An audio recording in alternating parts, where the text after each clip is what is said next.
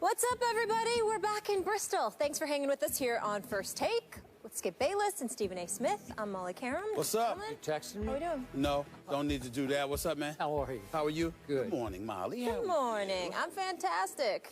Yes. You're playing up to the moderator already, I see. That's okay. I can't It's say okay with good me. morning. It's okay with me. I don't care. I'll just sit over here by myself on my island. I don't need either one of you. Have you You're going to celebrate by yourself like Yes, I Johnny? can celebrate by myself over here. All right. My mini victories on this Ernestine show. is watching. You Yeah? can't even say good morning to a young lady. That's you. That's you. That's what it is? It's okay. That's what it is? It's 2 against 1. Got those clamps on? I do. You want it to be 2 against 1. All right, let's see who's going to win today. About last night, Monday Night Football, Jay Cutler led his 24th career game-winning drive, 4th most in the NFL since he became the starter back in 2007, handing the Chargers their 5th consecutive loss. Stephen A., what are your thoughts on Cuddy now? Um, Is that all you got? Did y'all really expect it to change? I mean, what am I supposed to say? You're right, Jay Cutler led a game-winning drive, connected on a 25-yard pass to Miller, and everything is good because they beat a San Diego Chargers team who's flagrantly underachieving, who's bereft with injuries. We know that they're struggling. We understand this. It's a bad situation in San Diego, something that we plan on visiting as a topic a bit later on. Yes, we do. Having said all of that, Jay Cutler, 27 of 40, 345 yards. Yep. You know, just one interception, a pick six, but nevertheless, just one of those. You can look at him and you can say that he's playing better and what have you. Here's the discomfort I have with this conversation about Jay Cutler. Skip Bayless, people talk as if we're trying to say Jay Cutler's a scrub. He can't play. Nobody's ever said that. We know that he's talented. We know he's got a rifle for an arm. We know that he's got toughness. We know that he has athleticism, and he can play the quarterback position. And I think with the new offensive coordinator, we have seen some improvement. But he's still Jay Cutler. He's still that dude that we haven't seen smile since he signed his contract, either before or after. He's still that dude that is devoid of any motivational skills whatsoever. He's still that dude who is the quarterback for the Chicago Bears, who, by the way, listening to, now, I mean, whether it's Mike and Mike, whether it's my boy Tarico with the great John Gruden, or the list goes on, whether it's Ray Lewis with Trent Dilfer and Steve Young after the game. You know something? If I was not paying attention, I would have thought that the Chicago Bears are in tie for first place with Green Bay and Minnesota. I wouldn't think that they're 3 games back. I wouldn't think that when Green Bay and Minnesota are 6-2, that the Chicago Bears are 3-5, 2 games under 500, destined to miss the playoffs yet again with Jay Cutler as their quarterback. It amazes me. I must admit, they had me fooled. They really did. Because I was like, I literally sat up there like this. Damn, I know the Chicago, I know I wasn't hallucinating. I think Chicago has been losing. Let me go back and check the standings. Am I missing something? There's something wrong? Is the Chicago Bears suddenly winning football games and I forgot? What was I don't know what's going on here. And then I went and I said, oh, exactly what I thought. They came in the game 2-5 last night. They came into the game not deserving of being on Monday Night Football, which, by the way, the NFL needs to revisit. When you got teams that are mediocre for Monday Night Football, can we do something a week or 2 in advance to change the schedule so we don't have to see certain teams? Because I'll be the first to admit, Skip Bayless, I didn't see the end of this game. I read about it. I swear I was going to say this. That was going to be my opening salvo. I didn't see the end of this game. I knew you know you were why? watching. Because let me tell you something right now. I watched. They were down 13-0. Then I watched them come back. You understand? And pull it within 16-14. I was like, all right. Yes. It's no big deal. Yes. But I literally Giving him ammo. Fell asleep because Skip. It wasn't that I didn't think that Jay Cutler in Chicago would win. It was that I didn't care. It makes no difference to me. Why? Because they're going nowhere. Just like the San Diego Chargers are going nowhere. So to me, it just didn't move me. And I was like, are these guys, what are they talking about? Why are they acting like Jay Cutler's undefeated? It's the same old Jay Cutler. Same old stuff. He just won a regular season game. That's all. That's all. So I watched every last drop I'm sure of this you game, did. but I watch them all. Yes. And I can prove it to anyone who wants to check my Twitter timeline because I tweeted at the end of the game. In fact, just after the game ended, just in case you want to validate whether I was watching or not. Sure. But I laughed out loud when Jay Cutler threw the touchdown pass. It was a great catch by Zach Miller. But Jay Cutler, could we see what he did after this touchdown pass? He immediately went emotionally crazy. Maybe we don't have it. Yes. All right. Don't have it? Oh, we're trying to get there. There. Look at that. That's Jay Cutler that you say plays with no emotion. Look at that. Look at that. Jay Cutler, my man from Vanderbilt University, was into the football game. He's throwing fists, man. Yeah, He's hugging people. We got him. We came back and won another game. Here we go. This is the new Jay Cutler. Okay.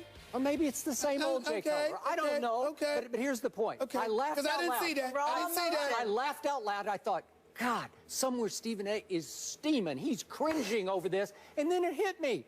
No, he's not. He's asleep. Yeah. I knew he was asleep. That's right. He's snoring. That was Absolutely asleep. I was absolutely asleep on Jay Cutler. So I have admitted to you over the last year, you've got me on Jay Cutler because mostly he's defenseless. I can't even begin to defend him. He did go to my alma mater.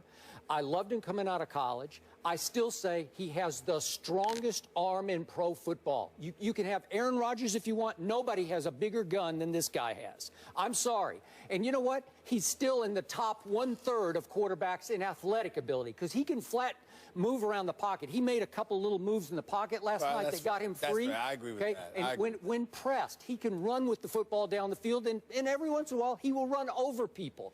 He takes punishment as well as any quarterback in pro football, and he has sustained much in the pocket or lack thereof in Chicago. And I'm here to tell you, do you realize that last night, just for perspective on this, that was his 20th fourth quarter comeback since the start of 2007. Right.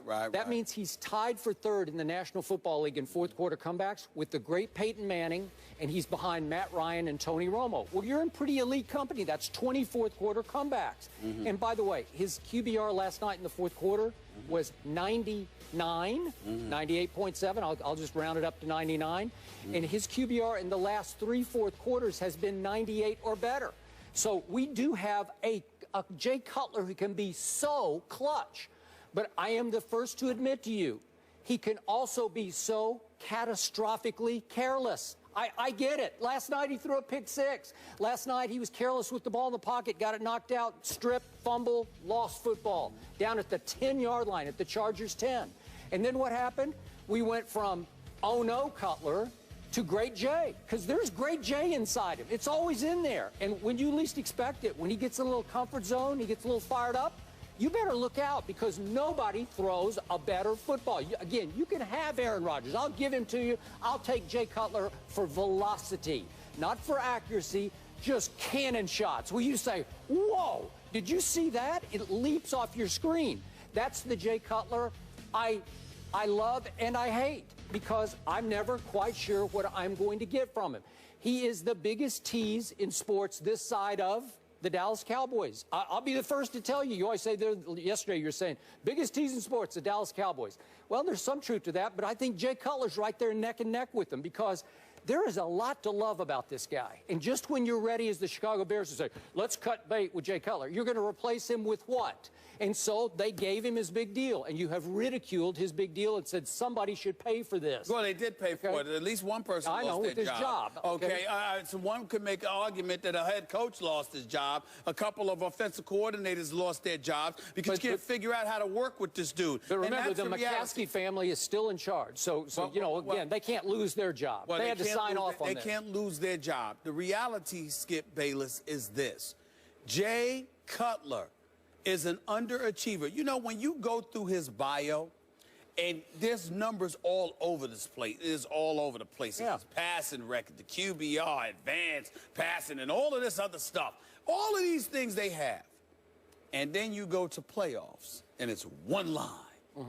2 games, 2 starts.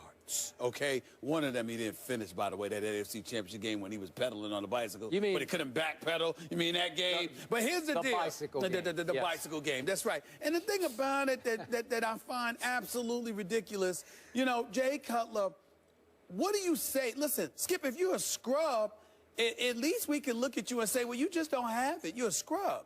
There's no crime in that. It's just that you can't play. In Jay Cutler's position, it's not that he can't play.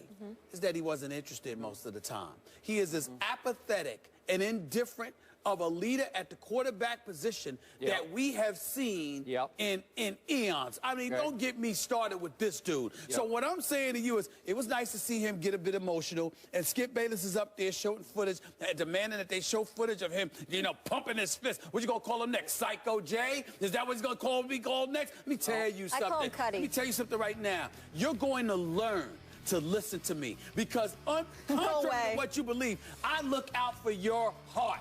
You fall for teasers all the time. Every time. How many people? And you know, listen, man. You know, listen, we all know I love me some Ernestine. How many times do you sit up there, she's got to mend your heart because some team has broken your heart, because some player has broken your heart, because you got faith in them and they let you down. When are you going to stop? She just looks at me and says, get over it. That's right. Just get over it. And you don't. And you don't. And then I got to sit up here and try to pick up the pieces because your heart is cracked in half, because once again you found yet another individual to believe in. You've got no business believing him. Don't trust him, Skip. Come to the light. Don't trust Jay Cutler. He's going to break your heart. He's going to let you down. Next week, he's going to look depressed. You can book it. Somehow, some way, this is what he does. This is what he does, Skip. And you better accept it, man. I'm tired of trying to mend your heart, man. You keep falling for this stuff. You keep falling for it. I trust my man Steve Young on the late Sports Center last night, saying that Jay Cutler has fallen into a new comfort zone with Adam Gase as his coordinator and Dow Loggins, who used to be Johnny Manziel's quarterback coach in Cleveland, now as his quarterback coach. I'm starting to believe here. Maybe this is the perfect spot for Jay Cutler. And I'm going to remind you, does he have Kevin White, their first-round draft pick, that I said was going to be the best receiver in the draft? No. Nope, he does not. Hasn't had him all year. Okay. Did he have Matt Forte last night? No, he did not. No, he did not. Did he have Eddie Royal last night? Maybe his second best. I'm going on the last several years where he had all of those dudes, plus Brandon Marshall, and still couldn't get the job done. And oh, by the way, over the next 3 weeks, they are at St. Louis next week. Then they have Denver, and then they're at Green Bay. I smell a 3-game losing streak coming on board. Let's see how Jay Cutler is then. Just stop it. Wait, I mean, it's just hard to take. Hasn't Aaron Rodgers lost 2 in a row? Yes, he has. Oh. Yes, he has. Excuse me. You think the Bears are going to go to Green Bay and beat him? Maybe if they get a little healthier. Let me tell you something. You need to stop it. And by the way, it's sacrilegious to mention Jay Cutler in the same breath as Aaron Rodgers. I don't know about that. Jay Cutler, please. Jay Cutler, just stop it. He can't wait for the Aussie. I'm trying to tell you right now, he already got his vacation plan. He know where he's going. You know, he's like, how long he's going to stay there. He got the date all lined up. He probably made his vacation reservations for the first week of January before the season even began. That's who he is, okay? Wait. I'm just trying to tell you. You don't know who he is? He's this Jay Cutler. He's this guy. Yes.